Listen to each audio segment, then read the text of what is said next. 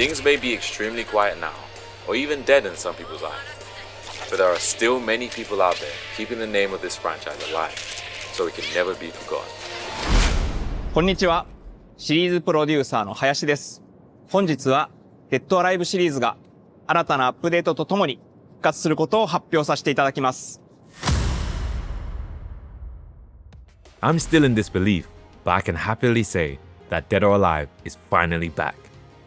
It wasn't too long ago that I released my video trying to show just how amazing this series has been and why it's so important to me despite some shortcomings. And to see it back and ready to enter this new era of fighting games has gotten me more excited than I have been for quite a while.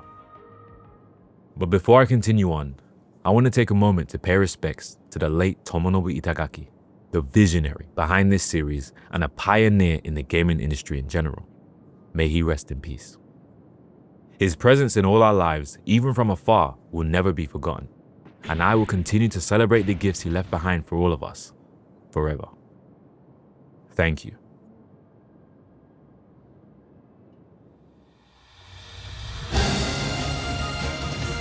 Dead or Alive 6 is being updated again through a brand new last round version, and Dead or Alive 7 is now in production.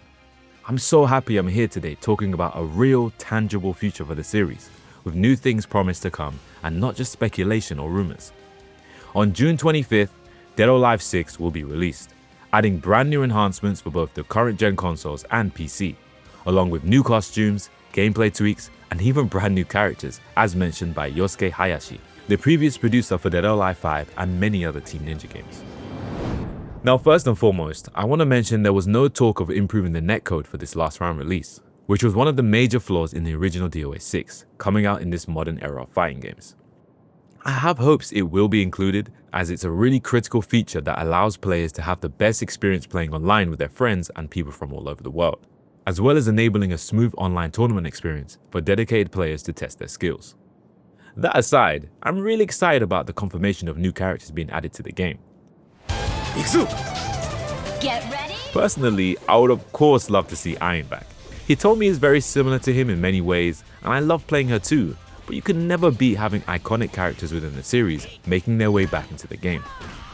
I think it will be great to include as many as possible, as a way to appeal again to as many people as possible.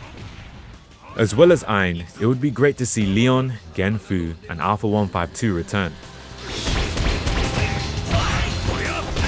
As well as returning characters, there's also a chance of brand new characters being added to the mix, to bring in a new age of fighters for Dead or Alive 7. Like what Capcom did with Luke in Street Fighter V going into 6, this could be a great way to introduce a character with interesting new tactics and mechanics that would become core features in the upcoming new game across the whole cast. And if not that, we may also be seeing some more extreme characters during the fight, just like with Lisa and Tamaki.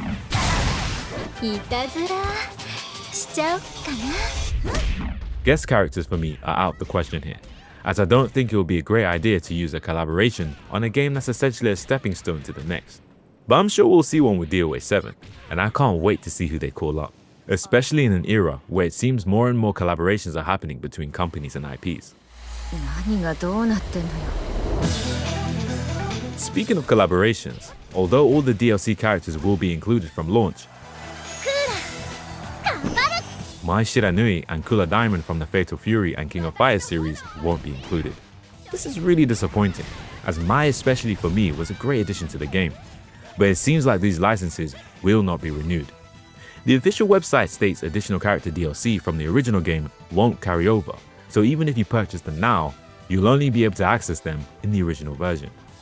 If you still would like to try how Team Ninja handled these SNK characters, it might still be worth buying them now while they're on sale, since with DOA 5, Mai disappeared from stores and was never available to buy after, along with a bunch of collaboration costumes and stages. Lastly, it has also been confirmed on the website that there's no crossplay for last round, which is a shame to not be included here, as it's a very welcome feature and helps keep the online lobbies as populated as possible at all times. However, on the list of priorities, rollback is definitely more important to me, as that makes the difference between people playing or not playing at all. Going into DOA 7, I don't think this is an issue, as I'm confident eventual betas for the game will be the testers for things like rollback and crossplay, especially if they plan on moving to their new Katana engine, recently used for their latest Extreme game, Neo 3 and the Fatal Frame 2 remake. More will be revealed in time, and Team Ninja have released a lot of quality work as of late, so my hopes are high. To continue with the excitement, DOA 7 is officially a real game and is currently in development, with more news coming soon. Most likely at one of the major fighting game tournaments later this year or early next year, Summer Games Fest, the Game Awards, or the next Tokyo Game Show. Even though this was most likely not gameplay, it's very noticeable how the visuals seem to align with what we saw in the recent Ninja Gaiden 4, going for that dark, sci-fi look with very dramatic neon lighting that really makes everything pop. Since this is DOA, I'm sure we'll be greeted with many different types of locations, and from the color palette shown here, I would assume it's going to be another beautifully vibrant game, similar to what we saw in DOA 4 especially, with the characters and all its amazing stages.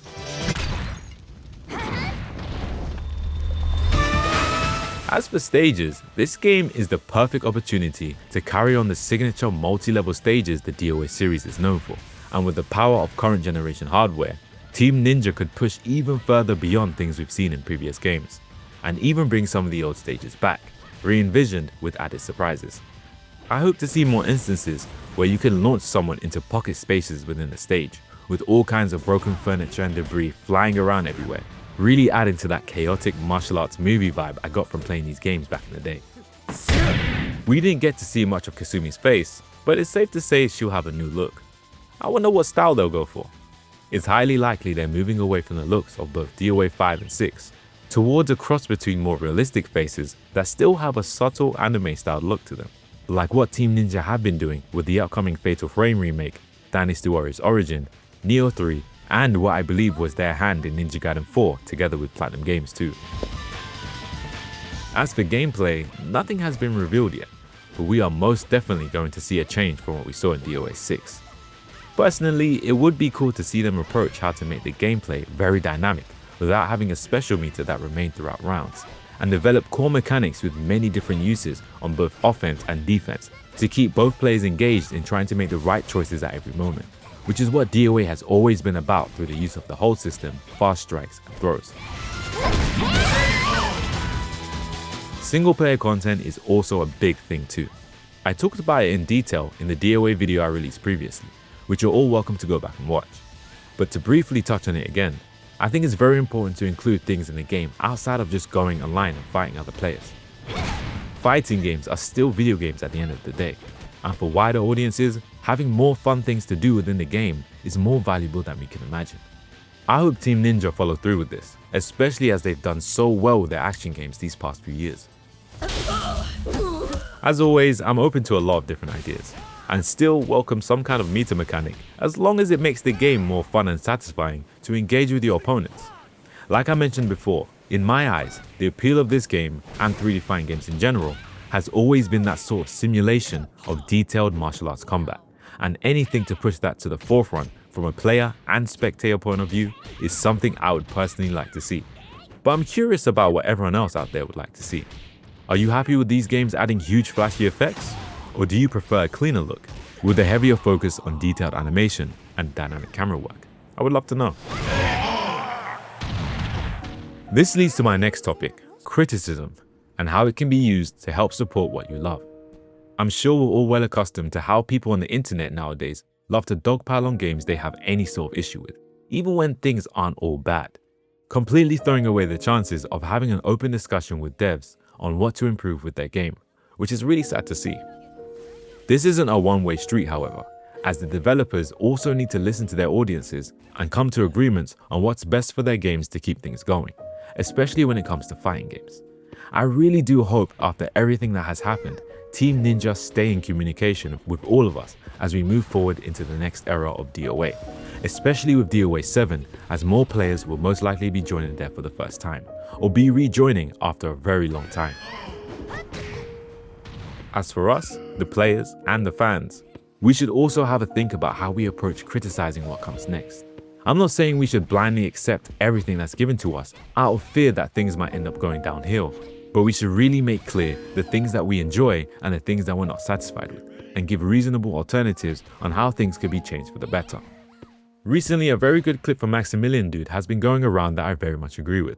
And I hope to see not only the DOA community, but more gamers and creators in general take note of this, as it will help us all out in the long run.